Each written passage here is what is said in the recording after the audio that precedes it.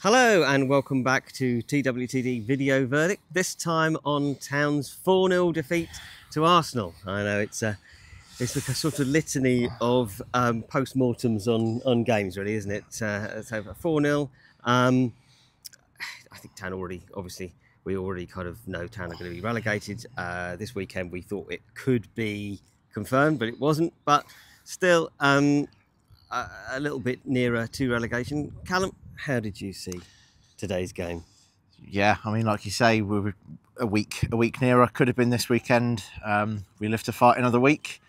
I think the reality is it will just be one more week.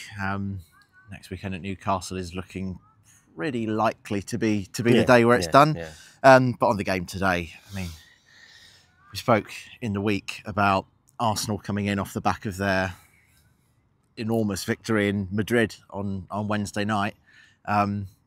And kind of felt that it could have gone one of two ways. It could have been a bit of a hangover from Wednesday night, perhaps a bit of rotation, a bit maybe not so much energy. But I think the reality is they showed why they're a side that went to Real Madrid and won. They were excellent. Town struggled to get in the game from the off. 15 minutes is all it took for the first goal. Could have been less than that. It was 89% possession they had before the first goal went in. We'd hardly had a sniff. Hardly had a sniff in the entire game, to be honest. Yeah, it felt like a matter of time before they go on and score. Ended up getting 2 goals in the first half, another 2 in the second half. I think they were probably all avoidable goals from our point of view. Individually, individually, I thought that there were a couple of excellent bits of play. The second one in particular is, for me, the pick of the bunch. But yeah, there'll be, without going too deep on the analysis, I think we'll feel like there's a few things we could have done better from our point of view. Yeah. I think you come out of it and you sort of think, well, forward.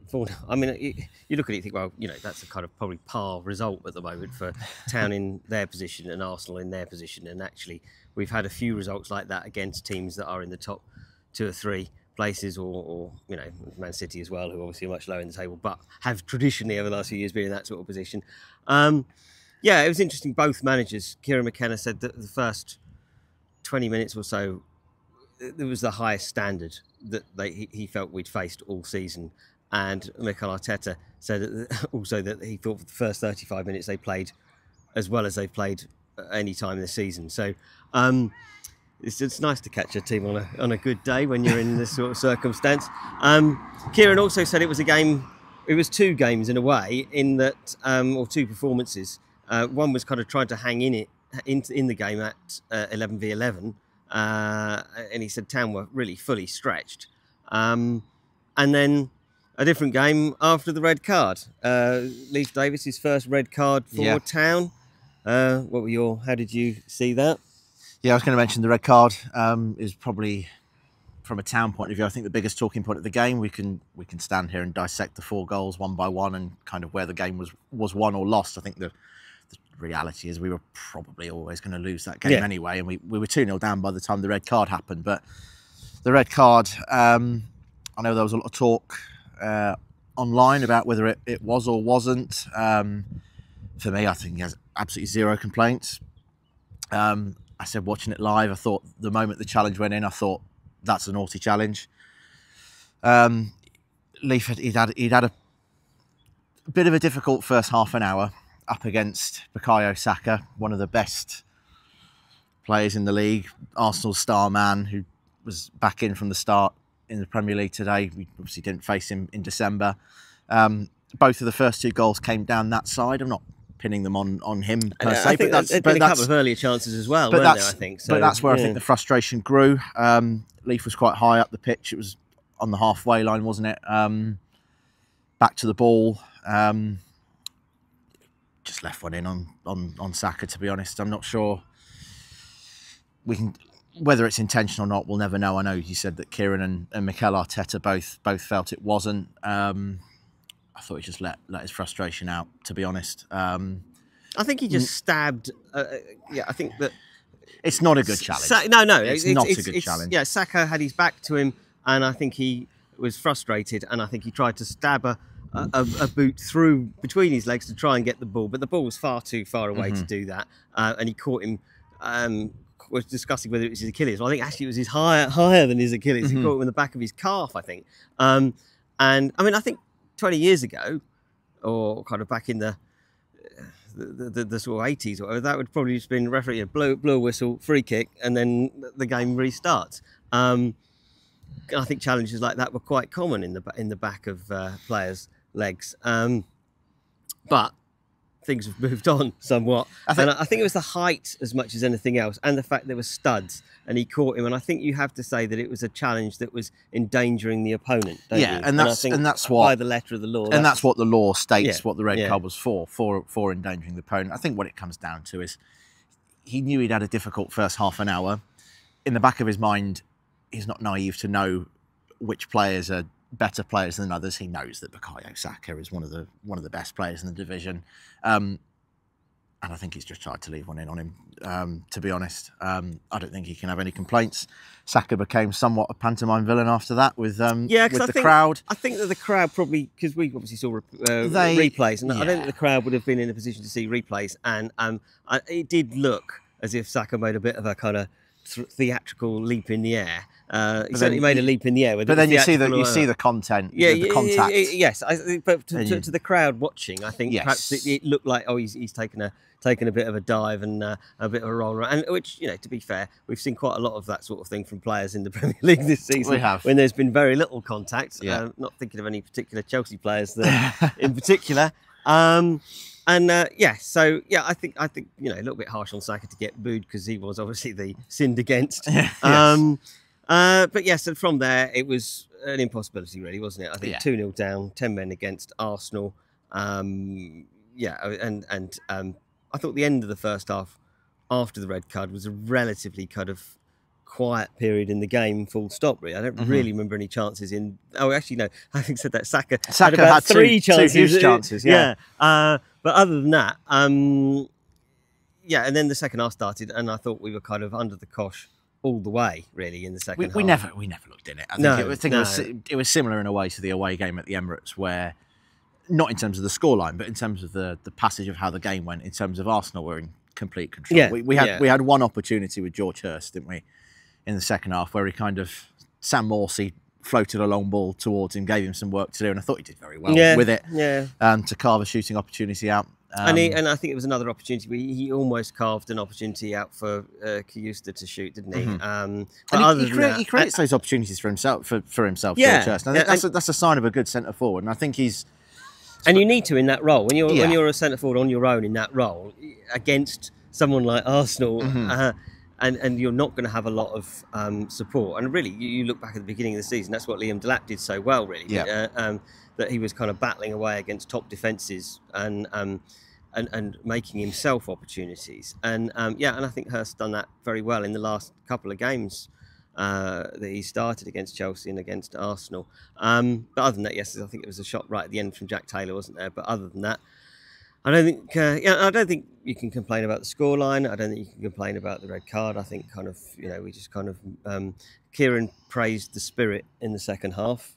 And actually, I thought until the third goal, they defended resolutely, really, hadn't they? And there was balls into the box that the back five, the four centre halves, and Ben Johnson had kind of headed away, and Alex Palmer had handled very well, hadn't he? But then the third goal, they were just asleep at a short corner. Asleep. Yeah, I mean, it's we talk about how good Arsenal are from set pieces. This is a different type of corner that they've scored from. They haven't pumped one into the box towards one of the big centre halves. They did have a moment like that in the first half where Mikel Merino somehow missed at the back post. But yeah, this one in the second half, it was a corner taken short, similar-ish to the Jadon Sancho one that we conceded last week at Chelsea in a way. But this one was much worse defending. The one last week was more not quite out to him quick enough. He was kind of on the edge of the box. This one, Trossard is in the box. No one's picked him up. No one's realised the corner's been taken almost. Yeah, I think that was it. I think until the ball's at Trossard's feet. He's got 6 yards of space inside the 18-yard box, and he's able to pick his corner. I think every time we looked at it from a different angle on the replay, there was a different player. Somebody else was looking in the wrong direction. On their heels, yeah. And then there was lots of kind of pointing around, well, it was you. Actually, it was all of us, because, yeah, it was a lot of them. And it was an interesting comment Kieran McKenna made in his post-match press conference, was that it's the way that Arsenal take short corners, and they sort of place a number of players around the 18-yard area. He said it's kind of hard to defend that anyway, because obviously each of those men then drag somebody else out of the penalty area. And he said because you'd lost an extra man, it made it even harder to deal with. And so you can sort of see why players would end up unmarked, which I think was more the case for the fourth goal than the third one, because I think the third one really was just the case that people weren't, people were asleep. But the fourth one, which was again a short corner, wasn't it? And it was Odegaard picked out. And the substitute, whose name I forget. What, for the fourth goal? Yeah, yeah, it was Ethan Ranieri. Yeah. I mean, that took a couple of deflections, that one. But probably again, the most unlucky one of the four. But again, to get to that situation, which I think is the point you're alluding to, in terms of we weren't quick enough to get out there. Or it was difficult to defend. How Kieran was talking about how it's difficult to defend in that circumstance, because you're short of men. I think the key is to try and avoid bringing too many men out, so it makes more space in the penalty area for the type of corner that Marino failed to score from in the first half. So so yes, and we know that Arsenal are the top of the table in set piece goals, aren't they? And so yes, and our record on set pieces, defending set piece goals, which was good at one stage, has dipped a bit recently. Somewhat. Yeah, we spoke about that at Man United. Yeah.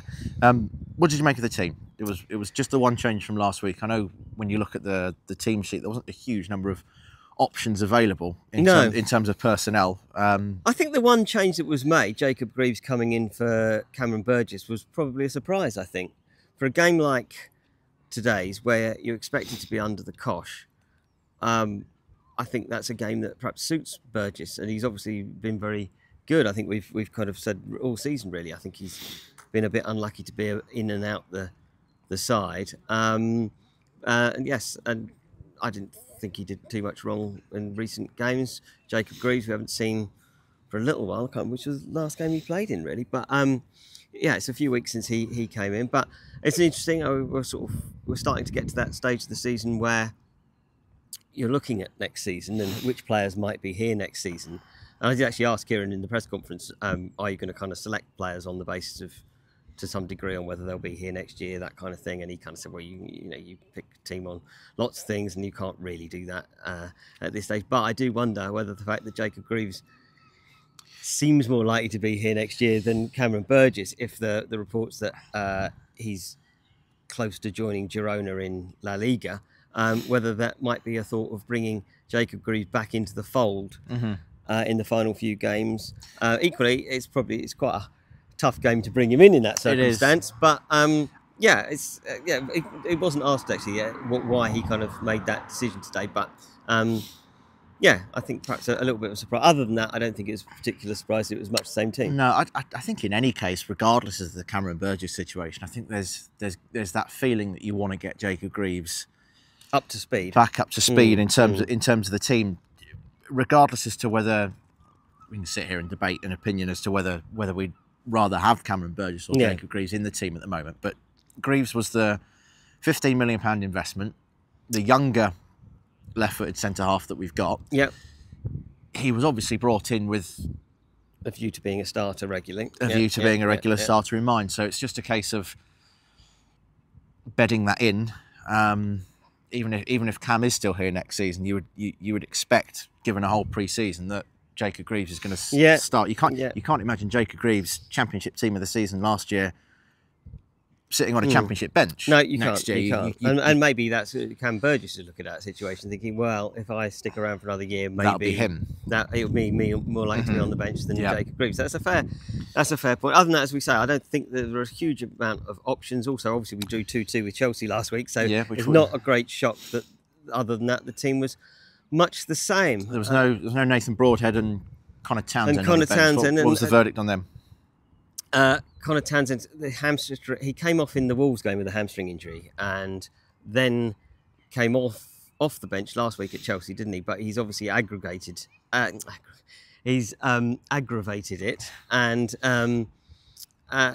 it needs a scan this week. So I asked Kieran about it in the presser, because obviously we're without Leif Davis next week at Newcastle. I'm sure he'll be very disappointed that Newcastle is the game he's going to miss. Of all the games to miss. And I think that's the first of 3. But yeah, he said there's no guarantee that Townsend will be fit next week. So that's a bit of a blow. I suspect it may end up being Jacob Greaves at left back at Newcastle. Which could open the door for Cam Burgess again. Cam Burgess come back in. Who came on at half-time, didn't he? Just before half-time. Or just before half-time. Yeah. And yes, other kind of subtext on left backs was Sompto Boniface, the 19-year-old we signed from Chelsea in January, having his first appearance on the bench.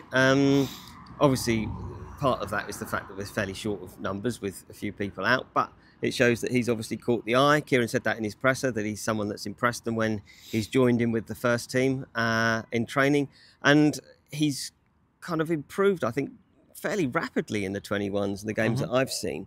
Certainly the last game, which I watched a couple of weeks ago. I think it's Coventry. I can't remember now, but they won, and I thought he played very well. Broke forward very fast, and actually scored a goal breaking forward in that game, which was his second goal in 2 matches, because he scored a really good free kick against Peterborough a week or so earlier. So yeah, so he's one to watch. I suspect he probably won't be given a debut at Newcastle, because it's a bit of a cauldron and a bit of a kind of atmosphere to be given your senior debut, but you never know. You might see him from the bench at some stage, if not necessarily at Newcastle, somewhere else before the end of the season. So one perhaps to watch. And yeah, I think kind of one of the more depressing stats out of today is that it's the 7th home defeat in a row, which is a new club record. Never happened before. Never happened before. Yeah, there's 5 games to go. It's 15 points to play for. 15 points is the gap. We know it's over. It's just a case of when it's mathematically going to be done. Going forward in terms of to Newcastle and beyond, what do you want to see in the last few weeks of the season? It's difficult to decide in terms of wanting a team.